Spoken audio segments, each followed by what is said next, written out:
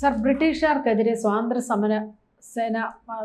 സമരത്തിൽ പങ്കെടുത്ത വിപ്ലവ നായകനായിരുന്നു വീർ ദാമോദർ സവർക്കർ എന്ന് പറയുന്നത്, വിനായക് ദാമോദർ സവർക്കർ. പക്ഷേ അദ്ദേഹത്തെക്കുറിച്ച് ഇപ്പോൾ വലിയൊരു വിവാദമാണ് വന്നിരിക്കുന്നത്. അത് ഉന്നയിക്കുന്നത് നമ്മുടെ ഡോക്ടർ എ റഹീമും ബ്രിട്ടാസും ഒക്കെയാണ്. അപ്പം ശരിക്കും പറഞ്ഞാൽ എ റഹീം ഉന്നയിക്കുന്നത് കുറച്ച് കടന്ന കൈയായിപ്പോയി. ഇപ്പോൾ ഈ പാറ്റാ സമരം കഴിഞ്ഞ് കഴിഞ്ഞാൽ പിന്നെ ഭയങ്കരമായിട്ട് അങ്ങ് എയറിലാവുകയാണ് ഇവർ രണ്ടുപേരും. അതിൽ എ റഹീം ഇപ്പോൾ പറഞ്ഞിരിക്കുന്നത് സവർക്കർ ബ്രിട്ടീഷുകാരുടെ ഷൂ നക്കിയിട്ടാണ് അല്ലെങ്കിൽ മാപ്പ് അപേക്ഷിച്ചിട്ടാണ് ജയിലിൽ നിന്ന് ഇറങ്ങിയത് എന്നൊക്കെയാണ് പറയുന്നത്. അപ്പോൾ ഇതിനകത്ത് എത്രമാത്രം വസ്തുതയുണ്ട്? ഇതിനകത്ത് ഇപ്പം ഇവർ രണ്ടുപേരും കിടന്ന് ഭയങ്കര വെപ്രാളപ്പെടുത്തും. പാറ്റാ സമരത്തിന് ശേഷം അവരാണ് പാറ്റാ സമരം കൊണ്ടുവന്നതില്ല. മുതലയുടെ വായിലെ കഥ കണ്ട് ഇനി എനിക്കത് പറയാൻ വയ്യ. മുതലയുടെ വായിലിരിക്കുന്ന ഈച്ച പറഞ്ഞ് ഞാനും മുതലയച്ചനോട് ആ പോത്തിനെ പിടിച്ചെന്ന് പറഞ്ഞ പോലെ പാറ്റാ സമരത്തിൻ്റെ ഇവർ രണ്ടുപേരുടെ പാറ്റാ സമരം നടത്തിയത് വിജയിപ്പിച്ചതെന്ന് പറഞ്ഞുകൊണ്ട് വന്നു. ഇന്നിപ്പോൾ അതിൻ്റെ ഒരു പെങ്കൊച്ചിനെ കൊണ്ടുവന്നിട്ടുണ്ട് കേരളത്തിൽ. എന്തുവാ IC ഘോഷ്. വലിയ സ്വീകരണവും കാര്യങ്ങളും ഒക്കെയാണ്.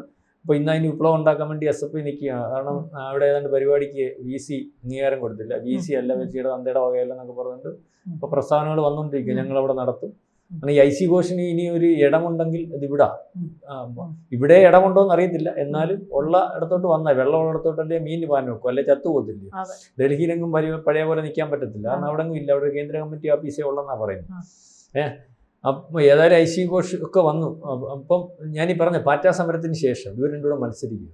അപ്പോൾ ഇനി ആദ്യ ബ്രിട്ടാസ MP ആയിരുന്നു. അദ്ദേഹത്തിൻ്റെ കാലാവധി കഴിയാറായി. അപ്പോൾ അദ്ദേഹം പ്രഗത്ഭനായിട്ട് നിന്നാലേ, അല്ലെങ്കിൽ പാർലമെൻറ്റിലൊക്കെ വിറപ്പിക്കുന്ന ആളായിട്ട് നിന്നാലും CPM-ൻ്റെ വിറപ്പിക്കുന്ന ആളായിട്ടൊക്കെ നിന്നാലേ കാര്യങ്ങൾ നടക്കത്തുള്ളൂ. അദ്ദേഹം വളരെ ബുദ്ധിമാനാണ്, മിടുക്കിനൊന്നും കുറവില്ല, നല്ല ഭാഷയൊക്കെ ഉള്ള മനുഷ്യനാണ്. റഹീമിന് അത് ഇല്ല. ഡോക്ടർ എന്നൊക്കെ ഇപ്പുറത്ത് എഴുതി വെക്കുന്നെങ്കിലും ഇംഗ്ലീഷ് പറഞ്ഞ് കുഴഞ്ഞ് അവസാനം രാജ്യസഭയിലാണല്ലോ പുള്ളി ഉള്ളത്. രാജ്യസഭാ അധ്യക്ഷനും അല്ലെങ്കിൽ ഉപരാഷ്ട്രപതിക്കും ഒന്നും എങ്ങനെ ചിരിക്കാതിരിക്കും എന്നുള്ള രീതിയാണ്. മനസ്സിലായി. ഇപ്പൊ പല കാര്യങ്ങളാവുന്നു. പിന്നെ ഇദ്ദേഹത്തിന് രാജ്യസഭയും തന്തയ്ക്ക് വിളി കേട്ടൊക്കെ നമ്മൾ കണ്ടതാണല്ലോ ബ്രിട്ടാസ്. ഏതായാലും ഇപ്പൊ ഇദ്ദേഹം പറയുന്നതെന്ന് പറഞ്ഞാൽ ഇതിന് ശേഷം ഇങ്ങോട്ട് വരുന്ന ആഗസ്റ്റ് 15 മറ്റ് പലതുമായി അപ്പം ദേശസ്നേഹികളും സ്വാതന്ത്ര്യ സമരത്തിനകത്തും അല്ലെങ്കിൽ ഇന്ത്യയുടെ ഇപ്പോഴത്തെ അവസ്ഥയ്ക്ക് യാതൊരു ഭാഗവും അല്ലാത്ത ആൾക്കാരാണ് RSSും BJPയും എന്നുള്ളത് വരുത്തി തേക്കാൻ കോൺഗ്രസ് ശ്രമിക്കുന്നത് പരാജയപ്പെടുന്ന ഇടത്ത് ഇവരത് വീണ്ടും ഉയർത്തി കാണിക്കുന്നതിന് വേണ്ടി ശ്രമിക്കുന്നത് പോലെ എനിക്ക് തോന്നുന്നു. മനസ്സിലാവുന്നുണ്ടോ? അപ്പോൾ അതുകൊണ്ടാണ് പഴയ ചരിത്രം പരിശോധിച്ചാൽ അല്ലെങ്കിൽ പഴയ കോൺഗ്രസും ഇദ്ദേഹം പറയുന്ന മാർക്സിസ്റ്റും ഒക്കെ ഈ ചെരുപ്പ് നക്കി സവർക്കറെ പറ്റി പറഞ്ഞിട്ടുള്ളതും അദ്ദേഹത്തെ പറ്റി എഴുതിയിട്ടുള്ളതും അദ്ദേഹത്തിന്റെ ആശയങ്ങളും മൂല്യങ്ങളും ഒക്കെ ആരുടെ ഭാഗം നിന്നായിരുന്നു എന്നുള്ളത് ഇയാളെ ഇപ്പൊ RSകാരും BJPക്കാരും ഏറ്റെടുത്തിരിക്കുന്നു. അല്ലെങ്കിൽ തഴഞ്ഞപ്പോൾ അദ്ദേഹം ഏറ്റവും കൂടുതൽ ഈ രാജ്യത്തിന് വേണ്ടി സ്വാതന്ത്ര്യ സമരത്തിന് വേണ്ടി പോരാടിയ ആളാണെന്ന് അവരെടുത്തു കാണിക്കുമ്പോൾ ഇയാളെ ശരിക്കും പറഞ്ഞാൽ അവരുടെ ഭാഗമായിട്ടുള്ള ആശയമുള്ള മനുഷ്യനല്ലായിരുന്നു. അല്ലെങ്കിൽ ഇടതുപക്ഷ ആശയമൊക്കെ ഉള്ള ആളായിരുന്നു. അതുകൊണ്ടാണ് അദ്ദേഹത്തെ ഒരുപക്ഷെ EMS ഉൾപ്പെടെയുള്ള പഴയ നേതാക്കന്മാരൊക്കെ പരിഗണിച്ചിട്ടുള്ള ആളാണ്. അതെ, ഇപ്പം ഇദ്ദേഹം നമ്മൾ ഈ സാധാരണ ആൾക്കാർക്ക് അറിയത്തില്ലല്ലോ സിസ്റ്റത്തിന്റെ ഓരോ കാര്യങ്ങൾ. പണ്ട് ബ്രിട്ടീഷുകാരുടെ കാലത്തുള്ള ജയിലിലും അല്ലെങ്കിൽ പോലീസ് സ്റ്റേഷനിലും ഒക്കെ ഉള്ളൊരു ഫോർമാറ്റാണ്. ജയിലിൽ കിടക്കുന്ന ഒരാൾക്ക് ഇറങ്ങി വരണമെങ്കിൽ അവിടെ നമ്മൾ കൊടുക്കുന്ന അപേക്ഷയുടെ താഴെ മാപ്പ് അപേക്ഷിക്കുന്നതെന്ന് എഴുതിയിട്ടാണ് ഒപ്പുവെക്കുന്നത്. അത് ആരൊക്കെ ജയിലിൽ കിടന്നിട്ടുണ്ടോ അവർക്ക് അവരെ ജയിലിൽ നിന്ന് വെളിയിൽ ഇറങ്ങാനും അല്ലെങ്കിൽ ജാമ്യം ലഭിക്കാനും വേണ്ടിയുള്ള ആനുകൂല്യത്തിന് വെക്കുന്ന അപേക്ഷ ഇങ്ങനെ തന്നെയാണ്. അത് സവർക്കർ മാത്രം മാപ്പെഴുതി എന്ന് ഇവിടെ വലിയ ഘോരമായിട്ട് പ്രസംഗിക്കുമ്പോൾ ഇതിനെപ്പറ്റിയൊക്കെ അറിയാൻ പറ്റിയ ആൾക്കാർ അങ്ങ് വിചാരിക്കും സവർക്കർ ഈ പറയുന്നത് പോലെ ബ്രിട്ടീഷുകാർക്ക് ബ്രിട്ടീഷുകാർ ഇവിടെ ഭരിക്കുമ്പം ഞാൻ ചോദിച്ചോട്ടെ, ഞാൻ സ്വാതന്ത്ര്യ സമരത്തിൽ പങ്കെടുക്കുക, എന്നെ പിടിച്ചാൽ സ്വാതന്ത്ര്യ സമരത്തിൽ പങ്കെടുക്കാതിരിക്കുന്നതിന് വേണ്ടി അല്ലെങ്കിൽ ഇവിടെ നാട്ടിൽ മാറ്റം നടത്തി അവന്മാർക്ക് ദോഷം ഉണ്ടാക്കി അവന്മാരെ ഇവിടുന്ന് അയക്കുക അല്ലെങ്കിൽ അടിച്ചിറക്കുന്നതിന് വേണ്ടി ശ്രമിക്കുമ്പോൾ അതിനെതിരെയുള്ള ആൾക്കാരെല്ലാം കൂടെ പിടിച്ച് അവർ ജയിലിടുമ്പം നമ്മൾ ആ ജയിലിൽ കിടന്നുകൊണ്ട് എന്തോ പ്രയോജനം?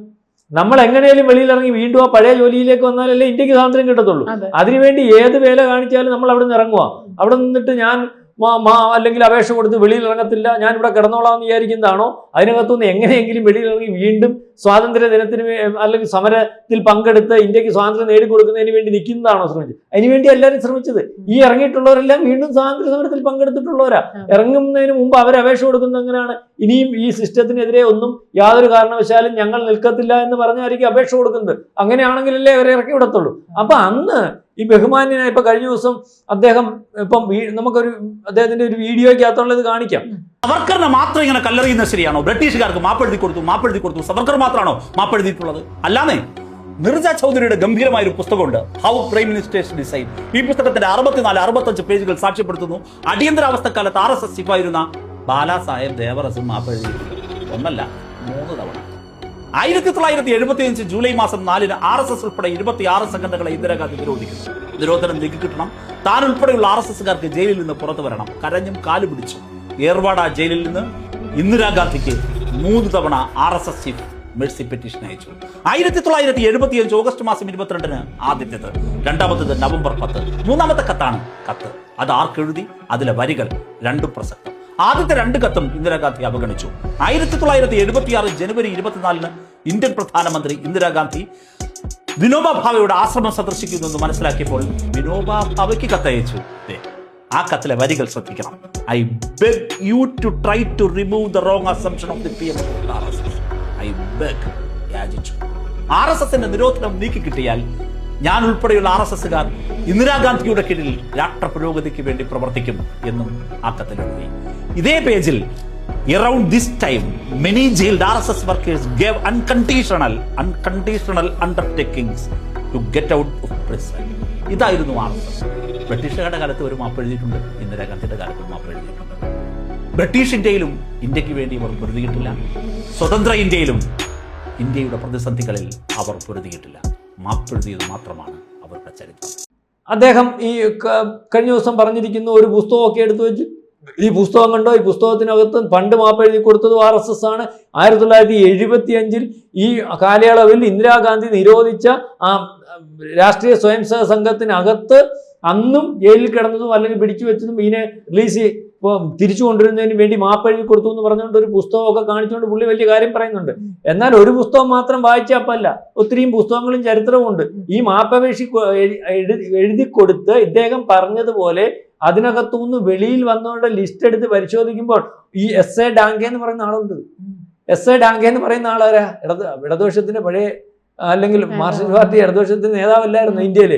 ഏറ്റവും വലിയ നേതാവായിരുന്നല്ലോ പഴയ സ്വാതന്ത്ര്യ സമര കാലത്തും. അതിന് വളരെ കാലം കൊണ്ട് അദ്ദേഹം ഉണ്ടായിരുന്നല്ലോ. അദ്ദേഹം മാപ്പെഴുതി കൊടുത്തിട്ട് ഈ പറഞ്ഞ പോലെ ജയിലിൽ കിടന്നപ്പോൾ ഇങ്ങനെ ഇറങ്ങിയത്. അതിനുശേഷം സുധീർ സർക്കാർ എന്ന് പറയുന്ന ആളുണ്ട്. അദ്ദേഹം കോൺഗ്രസ്സുകാരനപ്പം മാപ്പപേക്ഷ കൊടുത്ത് ഇല്ല എന്ന് രാഹുൽ ഗാന്ധിയൊക്കെ പറയുമ്പം ഈ സവർക്കറുടെ കാര്യം പറയുമ്പോൾ ഇദ്ദേഹം കോൺഗ്രസ്സുകാരനാണ്. അതുപോലെ തന്നെ ബാരിന്ദ കുമാർ ഘോഷ്, അദ്ദേഹം കോൺഗ്രസ്സുകാരന്. അദ്ദേഹം ഇങ്ങനെ ജയിലിൽ കിടന്നിട്ട് ഇങ്ങനെ ഇറങ്ങിയതാ. അത് ജയിലിൽ കിടന്നവരെല്ലാം ഇങ്ങനെ ഇറങ്ങി. ഞാനീ പറഞ്ഞ വളരെ കുറച്ച് പേരുടെ ഓരോ പാർട്ടിയുടെ ഭാഗം നിൽക്കുന്ന ആൾക്കാരും മാപ്പപേക്ഷ കൊടുത്തിട്ട് ഇറങ്ങി പറയുക. അതുപോലെ ഫായി പരമാനന്ദ് കോൺഗ്രസ്സുകാരന്.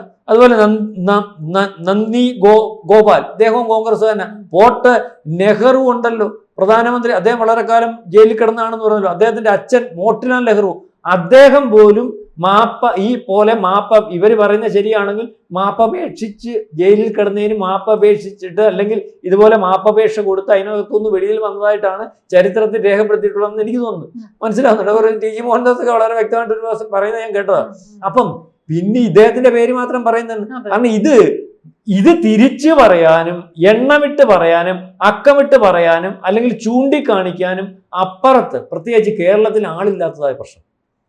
ഇവർ പറയുമ്പം ഇതുപോലെ ഈ ഡാങ്കയുടെ കാര്യം പറയാനും മറ്റു പറയാനും അതിൻ്റെ ഇന്ന സമയത്ത് ഇന്നിടത്ത് കിടന്നു അല്ലെങ്കിൽ മറ്റേ വളരെ വൃത്തിയായിട്ടും കൃത്യമായിട്ടും പറയാനും ഈ പറയുന്ന സവേർക്കർ എന്ന് പറയുന്ന ആൾ ആരായിരുന്നു, അദ്ദേഹം എന്തിനു വേണ്ടിയാണ് ജയിലിൽ കിടന്നത്, അദ്ദേഹം ഏത് ഐഡിയോളജിയിൽ നിന്ന ആളാണ്, അദ്ദേഹം എന്നാണ് RSS ആയത്, മറ്റു പലതുമായത്, സ്വാതന്ത്ര്യ സമരത്തിനകത്ത് 50 കൊല്ലം, അതായത് ഒരിക്കലും വെളിയിൽ വരാത്തോളം ജയിലിടാൻ തീരുമാനിച്ച ആളാണ്. 10 കൊല്ലത്തിന് ശേഷം വെളിയിലിറങ്ങുന്നത്. അദ്ദേഹത്തെ ഈ നാട് കടത്തിയതാണ്. അത്രയ്ക്ക് വലിയ രാജ്യദ്രോഹിയായിട്ട് ഇപ്പൊ ഇന്ത്യയിലെ ബ്രിട്ടീഷുകാർ തീരുമാനിച്ച ആളാണ്. കാരണം അതുപോലെ ബ്രിട്ടീഷുകാർക്കെതിരെ ചുമ്മാ നിന്ന് നമ്മളൊരു സമരത്തിനകത്ത് പുറകെ പോകുന്ന ഹിംഗ്ല സിന്താബ വിളിച്ചുകൊണ്ട് പോകുന്ന ഒരു പ്രതിഷേധം പോകുന്ന പോലെ അല്ല. അവരുടെ സിസ്റ്റത്തിനെതിരായിട്ടും പട്ടാളത്തിനെതിരായിട്ടും അവരുടെ ഭരിക്കുന്ന ആൾക്കാരെ എല്ലാം ഉന്മൂലനം ചെയ്യുന്ന രീതിയിലേക്കുള്ള പ്ലാനും ഓപ്പറേഷനും ഒക്കെ നടത്തി, അല്ലെങ്കിൽ പലവട്ടം ആ അറ്റംപ്റ്റ് നടത്തിയിട്ടുള്ള ആളാണ് ഇദ്ദേഹം. അതുകൊണ്ട് തന്നെയാണ് ഇദ്ദേഹത്തെ കൊലക്കുറ്റത്തിന് അല്ലെങ്കിൽ അതുപോലുള്ള ഏകാംഗ തടവൊക്കെ ആയിരുന്നു, വളരെ കഠിനമായ തടവ്. അദ്ദേഹത്തിന്റെ സെല്ലിന് അദ്ദേഹത്തിന് നിൽക്കാനും ഒന്നും പറ്റാത്ത രീതിയിൽ ഇങ്ങനെ തല കുനിച്ചുകൊണ്ടിരിക്കുന്നത്, അതേ രീതിയിൽ സ്വന്തമായിട്ട് ആ രീതിയിലൊക്കെ സെല്ലടച്ച ആളാ. അയാളെ പറ്റിയാണ് ഈ പറയുന്നത് പോലെ ഇരുന്ന് പറയുന്നത്. എന്തിനു വേണ്ടി? അങ്ങേരെ RSSനെയും BJPയും ഇവർ പറയട്ടെ. ഈ പറയുന്ന ഈ രാജ്യത്തിന് വേണ്ടി പോരാടിയ ഈ പറയുന്നത് പോലെയുള്ള ആൾക്കാരെ രാജ്യവിരുദ്ധരായിട്ട് അല്ലെങ്കിൽ സ്വാതന്ത്ര്യ സമരത്തിന് വേണ്ടി സ്വന്തം ജീവനും ജീവിതവും കുടുംബവും കളഞ്ഞിട്ടിരിക്കുന്നവരെ പറയേണ്ട കാര്യമില്ലല്ലോ. അതൊരു ശരിയായ കാര്യമല്ല. RSSന് വേണ്ടിയോ BJPയുടെ കാര്യമോ ഇവർക്ക് പറയാം. അല്ലാതെ ഇതുപോലെയുള്ള കാര്യങ്ങൾ പറഞ്ഞ് ആളാവാൻ നോക്കിയാൽ ആളാവത്തില്ല. കാരണം ഇതൊക്കെ ആൾക്കാർ പഠിച്ചും തിരിച്ചറിഞ്ഞും അല്ലെങ്കിൽ യാഥാർത്ഥ്യങ്ങളെ പറ്റിയൊക്കെ മനസ്സിലാക്കിയാണ് മുന്നോട്ട് പോകുന്നത്. പക്ഷേ അങ്ങനെയുള്ള ആൾക്കാർ ഇവരുടെ കൂട്ട് വെളിയിൽ വന്നത് പറയുന്നില്ലെന്നേ ഉള്ളൂ. കേരളത്തിൽ തന്നെ ഇപ്പൊ ഈ വന്ദേമാതരത്തിന്റെ വിഷയമായാലും ഇതുപോലുള്ള മറ്റു വിഷയങ്ങളൊക്കെ ആണെങ്കിലും ഇതല്ല ശരി വന്ദേമാതരം പാടണമെന്നാണ്, അല്ലെങ്കിൽ ഈ പറയുന്ന സവർക്കർ ദേശാഭിമാനി ആണെന്നുള്ള അഭിപ്രായമാണ്.